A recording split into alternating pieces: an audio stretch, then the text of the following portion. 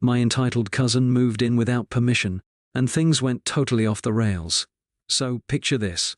It's a Wednesday evening and I'm lounging on the couch binge-watching some show about people trapped on a desert island. You know the type, lots of screaming, sunburns and bad decisions. The pizza I ordered is on its way, life is good, and I'm just about to dive into a peaceful, lazy night. Then, out of nowhere, I hear a knock at the door. Now I live alone in a smallish apartment in the city, and I wasn't expecting company. Naturally, I assume it's the pizza guy, but when I open the door, there's no delicious aroma of pepperoni and extra cheese. Instead, standing there in all her chaotic glory is my cousin, Erica. Erica and we're not exactly close. You know those relatives who only show up at family reunions to complain about how hard their life is, all while mooching off every single person in the room? Yeah, that's Erica. She's the type who'll text you out of the blue after a year of silence just to borrow some money. But it's never just borrowing, it's like throwing cash into a black hole, never to be seen again. "Hey, cuz," she squeals, arms wide like I'm supposed to be thrilled she's there. Behind her, parked haphazardly on the curb, is her beaten-up car stacked to the roof with garbage bags and what looks like toaster. Erica, what's going on?" I ask, half in disbelief, half trying to figure out how quickly I can get her out of here without causing a scene. She barrels right past me into the apartment, dragging a suitcase behind her like she's a contestant on some game show where the prize is get to live in someone else's house for free. She flops down on my couch like it's hers, kicking off her shoes and making herself way too comfortable. "Oh my God, your place is so cute, so cozy," she says, totally ignoring my question. I'm still standing at the door, holding the handle like it's the last lifeline to sanity. "What are you doing here, Erica?" I ask again, trying to keep the panic out of my voice. "Oh, didn't you get my texts?" "I'm moving in, just for a little while though. You know, until I get back on my feet." "Wait. What?" I stare at her, completely dumbfounded. "I didn't get any text, and what do you mean you're moving in?" She waves her hand dismissively like it's no big deal. "I told you. You must have missed it. Things have been so crazy lately. My roommate kicked me out, can you believe it? And I just thought, well, why pay for a hotel when I've got family right here in the city?" For context, Erica lives 3 hours away. How she decided that my place was her new home, I had no idea. I stammer for a second, trying to find the right words to tell her to get the heck out, but before I can form a coherent thought, she's already rifling through my cabinets. "Ooh, I love tea," she says, yanking out the fancy stuff I've been saving for special occasions. And that was how my nightmare began. Erica, true to her entitled nature, moved in without a second of warning and with absolutely no plans to leave. Over the next few days, things went from mildly annoying to full-blown crazy town. First, it started with the little things, like her commandeering my Netflix account and blowing through entire seasons of reality TV in a single sitting. I hadn't even finished watching the shows myself, and here she was ruining every twist and turn before I could even blink. Then, it escalated. She started hosting loud FaceTime calls at 2 a.m., chatting with her sketchy friends about the huge favor I was doing for her by letting her stay.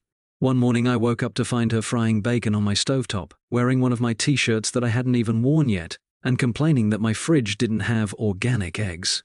But what really pushed me over the edge was the parking incident. My apartment complex has limited parking, like super limited.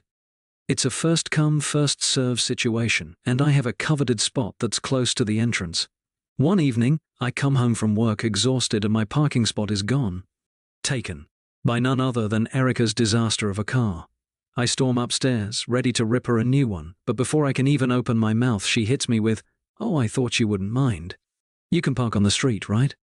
I'm fuming. "Erica, there's no street parking around here after 6 p.m. I told you this. You can't just take my spot."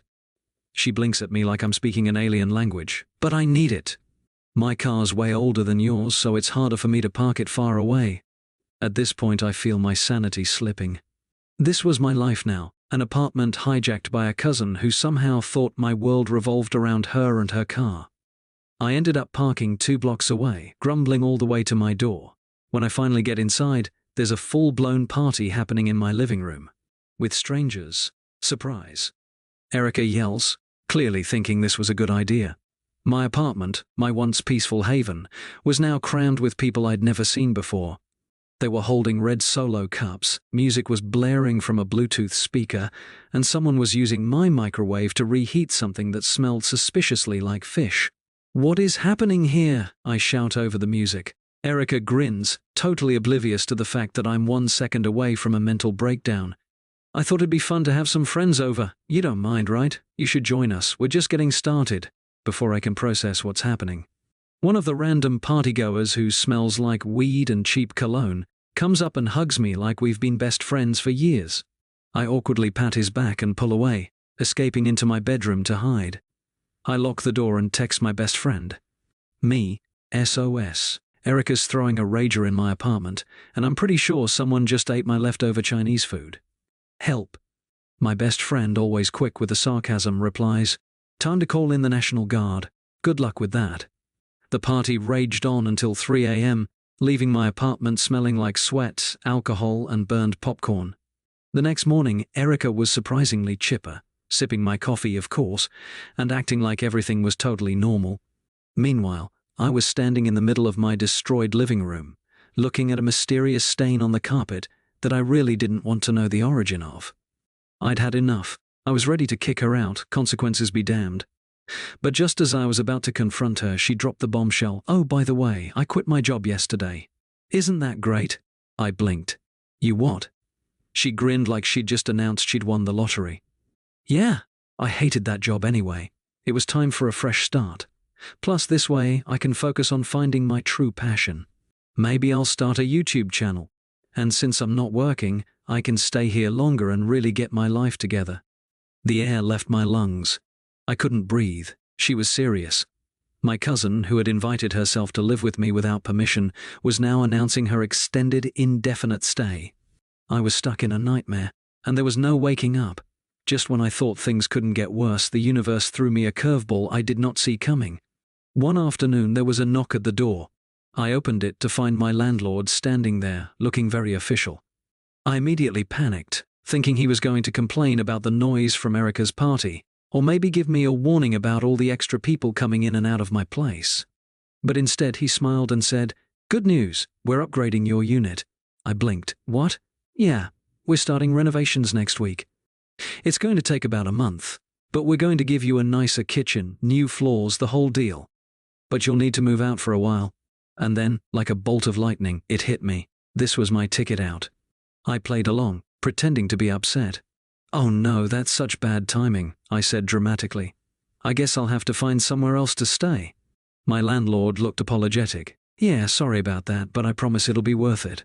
As soon as he left, I turned to Erica with a look of fake sorrow plastered on my face. "Well, looks like we're both out of luck. I'll have to crash with some friends while they do the renovations. But, I don't think they'll have room for you." Erica blinked. "But where will I go?" I shrugged, feigning helplessness. "Not sure, but I'm sure you'll figure something out." And just like that, I packed her bags, shoved them into her car, and watched as she sped off into the distance, probably off to invade someone else's apartment. A week later, my landlord called to say the renovations had been delayed. But you know what? I didn't care. The nightmare was over, Erica was gone, and my apartment was mine once again. Lesson learned: never underestimate the power of creative problem solving.